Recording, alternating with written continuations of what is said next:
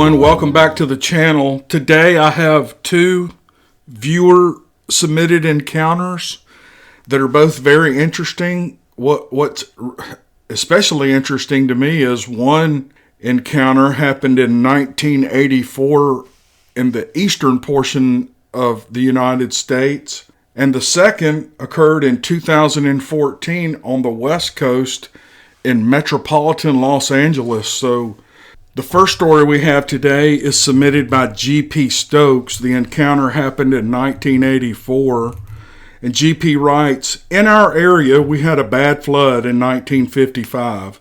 The government decided it was going to dam the Delaware River and started the Tox Island Dam project. They bought 30 miles of river bottom, bulldozed 200-year-old homes, displaced businesses, and created a real mess. There was squatting and protesting, and then they found out that geologically they couldn't put the dam in.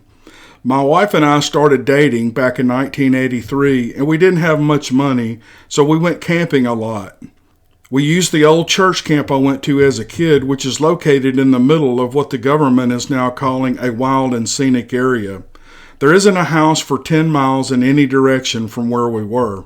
I decided to drive through the chest-deep thistles we walked through the previous year. My wife told me not to do it because she was sure we were going to get stuck. 'No, we won't. Trust me,' I said. 5 hours of jacking and stuffing wood under the car, and I finally got the car unstuck. She is still mad at me today. We set up camp on a bluff over a 40-foot drop to the water. We created the fire and pitched our tent. We got our food safely hung in a tree because we were in bear country. In fact, I hunt there still today. Anyway, about 9:30, just as it was starting to get good and dark, something walked up on our campsite. It proceeded to go from the top of the bank around our site just outside of the firelight to the top of the adjacent bank. This went on for an hour until it broke a stick loud enough that my wife turned to me and said, 'What was that?' I said I didn't know, and she says, 'What do you mean you don't know?' Now, I have been fishing since I could hold a rod and hunting since I was 4 years old. I spent more time sleeping outside than inside when I was a kid, so she knew something was up. I said again, I didn't know, and it's been out there about an hour. She asked, why hadn't I told her, and I said I didn't want to scare her. Meanwhile, I'm sitting there with a hatchet under one leg and a fillet knife under the other. You only need to see the movie Deliverance once to know we could be in big trouble. After another hour, we couldn't stay awake anymore and went in our tent to lay down. She fell asleep right away, and I'm laying on top of my bag with my knife and my hatchet. 10 minutes after we lay down, this thing starts screaming at us. We both sit bolt upright, and she says, 'What in the hell is that?' I said I didn't know, and I'm not staying in here. This scream was so loud it went right through you. It had such resonance that it blurred my vision. It was definitely territorial, and it was directed at us. I went out of the tent and stood with the fire at my back. There is literally nothing in that valley, and there is no light pollution. I stood looking into the inky blackness and said to myself, well, I know what the problem is here. I stoked that fire up big, went back into the tent, and tried to sleep. In the morning, I looked for an hour for tracks, but there had been a really dry weather system that summer, and there was little sign left. That started 35 years of study. I have met nearly 30 people that have had encounters, and just as many that know someone who has had an encounter. I have lectured locally about what I have found. I really don't care what people think about what I say. They weren't in the tent with me that night. I was in the Coast Guard at the time and quite sober. I am a successful doctor and mayor of my town for many years. I don't shy from telling my story because folks don't know what I know. There are woods in Pennsylvania where you could stand 20 feet from me with a road flare in each hand and I wouldn't be able to see you. Let me say this, encounters like this change your life. I played that night through my head on hundreds of nights, and I have told that account to many people many times. So I'm just curious, how many people have had encounters out there where you never saw the creature, but you knew it was there?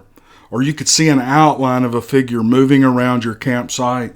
I'm telling you, these are creepy incidents, and they happen all the time. So, okay, let's go to the next story. The next story was submitted by a gentleman in Los Angeles, California. He wishes to remain anonymous. He writes, I have been sitting on this story for a few years now and figured I'd share it with you. I have never told anyone this. I'm at a loss to explain what really happened. For a little background, I'm from Kentucky and have spent many years trail riding horses and making a little shine here and there in the woods of northern Kentucky. I tell you this because I find it particularly ironic that in all my many days and nights spent in the creeks and hollers of rural Kentucky, I never encountered anything strange, and that my Bigfoot sighting occurred very close to downtown Los Angeles. In fact, this sighting happened pretty close to Dodger Stadium. I'll describe the events of that night as best I can. This was in 2014 during the Frogtown Art Walk. Frogtown is a cute little neighborhood in Los Angeles that puts up an art show every year. You walk around looking at the art and there's food and stuff to buy. Frogtown is right near the Los Angeles River. This was about 9:30 p.m. that night and the art walk was winding down.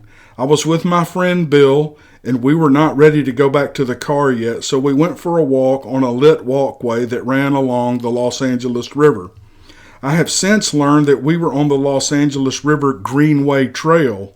We went down the walking path and got to this creepy-looking highway overpass. We decided to turn back well before we got to the shadowy area under the freeway. As we turned back, that's when we saw it. About 500 feet in front of us, we saw what I can only describe as a Bigfoot-looking creature. This creature was extremely tall and large, and though the light was too dim to see details, its silhouette was very visible and it looked to be covered in black hair.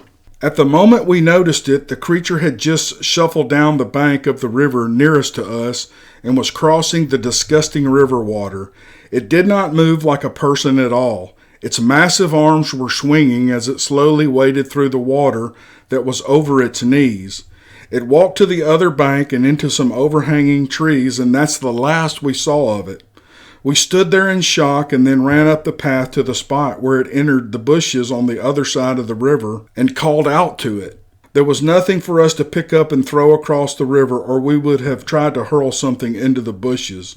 Eventually, we walked back to the car like, what the hell just happened? We talk of this often, but neither of us has any explanation for it. If he hadn't been with me, I would have honestly believed I was hallucinating, and I might have checked into an urgent care. This just does not make sense, period. You can see from the image that I attached from Google Maps that this is a very urban area.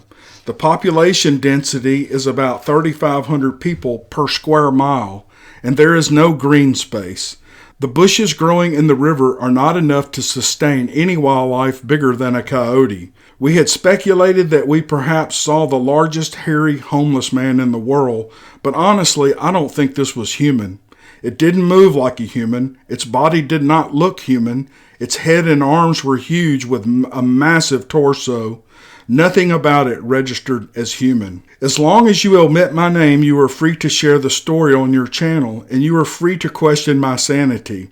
This incident has made me question it many times. I am a scientist by training, and I work in a field where my judgment is used to affect business outcomes. I believe I am of sound mind. I will say it is worth noting that for most of my life, I have had no strangeness happen to me at all. And in all the evenings I spent out in the woods riding out to check the still by myself, I never even had a spooky vibe or anything. This incident with the Bigfoot happened right about the time I had another strange happen to me at my home, which was in a totally different town an hour outside of Los Angeles.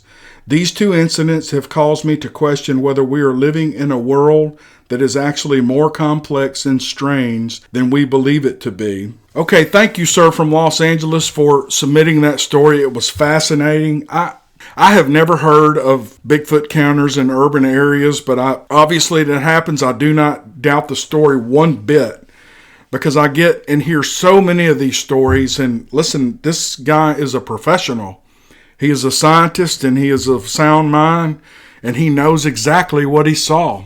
You guys stick around. Thanksgiving, I'm going to post a really good story that is a historical story. It goes way back in time, but it is really, really interesting.